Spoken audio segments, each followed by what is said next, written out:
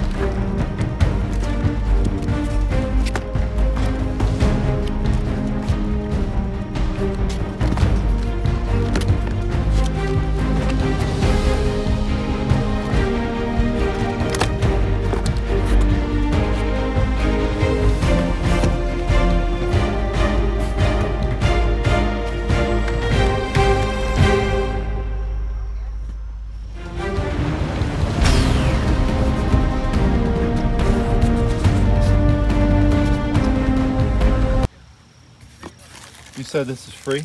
Yeah. Awesome. Cool. Thanks.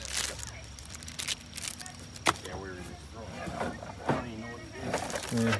Hooked on Phonics. Is that what that is? Yeah. So this is what they look like when they're all cleaned up. We've got a hooked on Phonics set and a hooked on math set. Now they have everything that they're supposed to have inside, which includes all of the cassette tapes. So there's 8 of them here. It includes the learning booklets. So for the math one, we've got 4 of them. And for the hooked on Phonics one, there's 5 of them.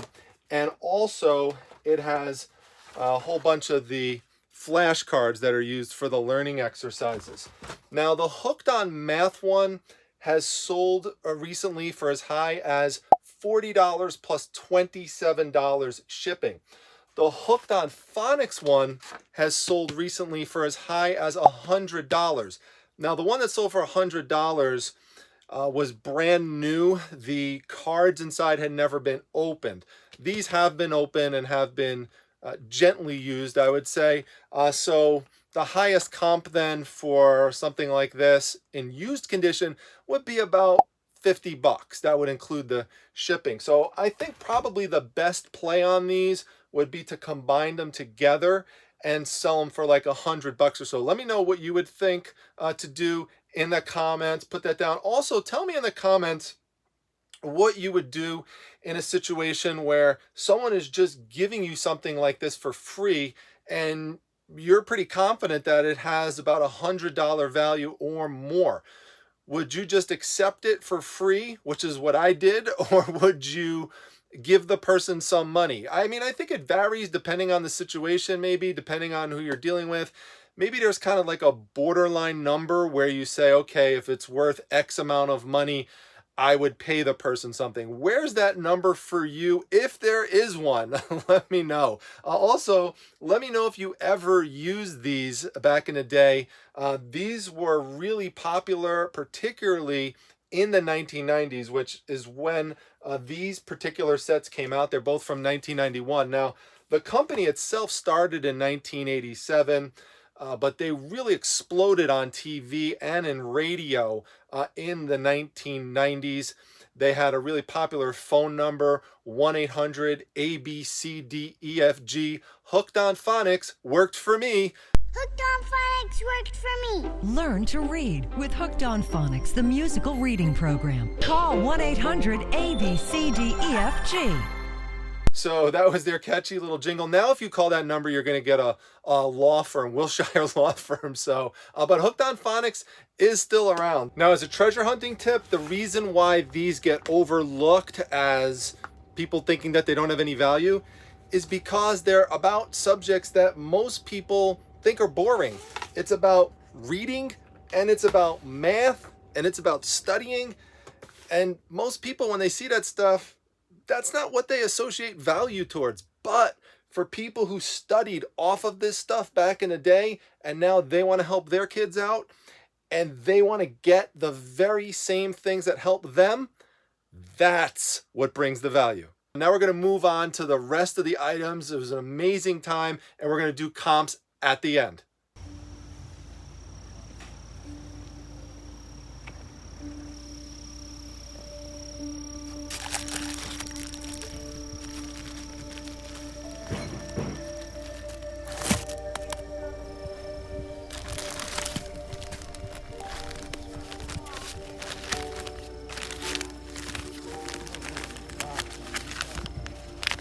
hold on.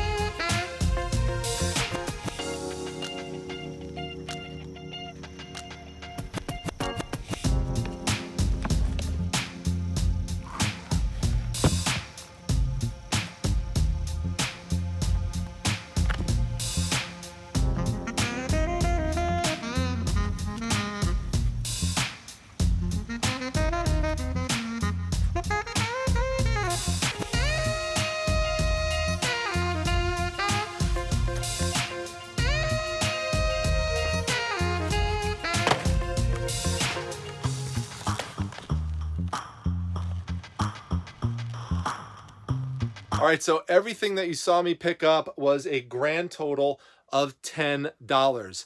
Now I'm really excited about what's in this bag here. It's a total of 31 pairs of vintage new old stock shoelaces. Now these shoelaces come from Tyrite. If you remember that brand, if you use that, let me know in the comments also.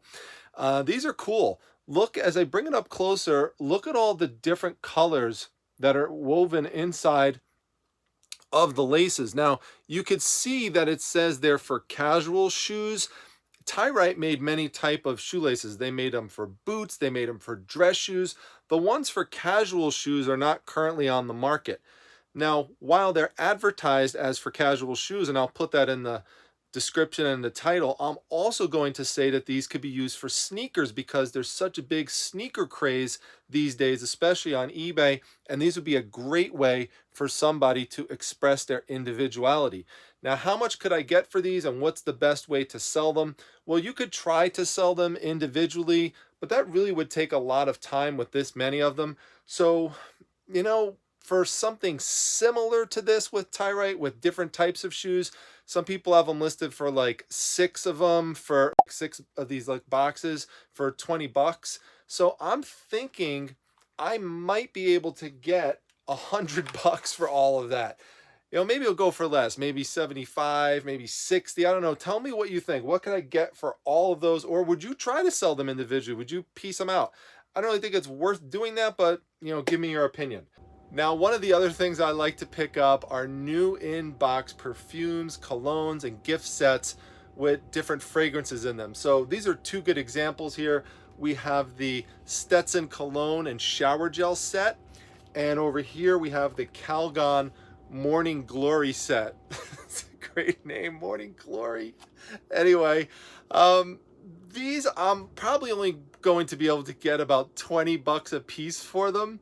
but they only cost $1 a piece, so that's why I picked it up, even though I could only get 20 bucks a piece for them. So I felt I couldn't lose there.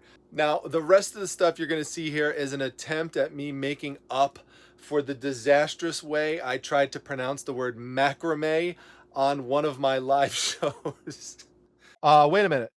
Macrame, macrame, macrame, macrame, macrame. I still can't say it. Macrame, macrame. I need an intervention. I need a crafting intervention tonight. No matter how many times I read it, I can't say it. Mac. Oh boy, that was a disaster. Now, if you're not familiar with the term macrame, it is a knotting technique that uses products such as cotton twine and yarn, and you could use a hard twist cord for it, like you see here. In fact, on the back, it says the word macrame on it. So this maxi cord product here, this brand, if you find them new and sealed and packaged like this, these could consistently sell for as high as 20 bucks, including shipping. So that was an easy decision to pick that stuff up. Now, before I get to the rest of the stuff here, just want to ask you, just pause the video for a second and hit the subscribe button if you have not yet subscribed to this channel. It's real important to help keep it grow. So thanks for doing that if you have not done so already. And thanks for everyone who has subscribed. All right, now this next one I picked up mostly based on instinct because you just don't see the term Longfellow cradle come up much at all on eBay. So I figured that there was a woodworker out there who would be interested in making this type of pattern. Now, it's a type of rocking cradle, and it's given the name Longfellow cradle because it is named after the famous poet Henry Wadsworth Longfellow, after they found one with this design in his home. So keep that term in mind because you might come across it when you're out sourcing. Now, this next one is a needlepoint set. It's made by a company called Busilla. You could see that it is still in the original packaging. So here you can see we've got all the yarn back here. We've got the board that it's going to go in. So everything is all here. One of these has sold in the past for 25 bucks. There's not one currently available, so I'll probably list it for around $30 and see where we go from there.